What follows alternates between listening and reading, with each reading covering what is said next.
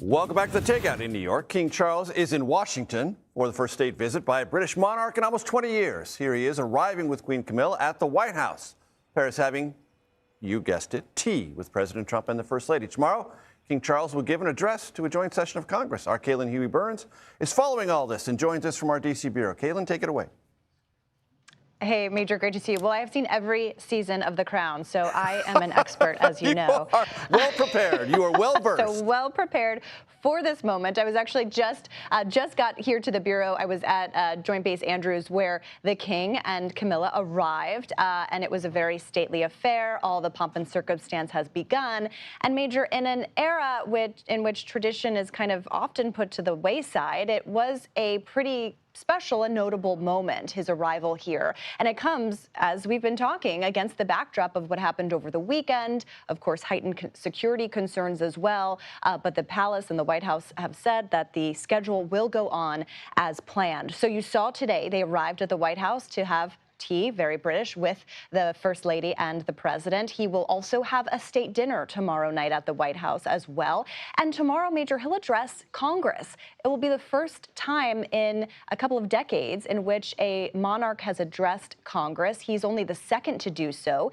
The first was his mother, Queen Elizabeth, who addressed Congress in the 90s. So that will be history-making in and of itself. He'll then go up to New York, commemorating the 9/11 memorial, and then he'll also venture out to Virginia, our lovely countryside of D.C., for some ceremonial visits there as well. But Major, this also comes as relations between the UK and the US are a little bit strained.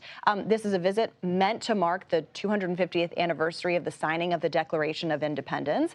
And that is what the palace has said this is all about. He is not here in a political role. He is here in a more statesman role as the king. But I don't have to tell you that the president and Keir Starmer, the prime minister of the UK, have really been in a difficult relationship. The president has been very critical of Starmer and his, non-engagement, in the president's view, with the war in Iran, and not doing enough, in the president's view, to reopen the Strait of Hormuz.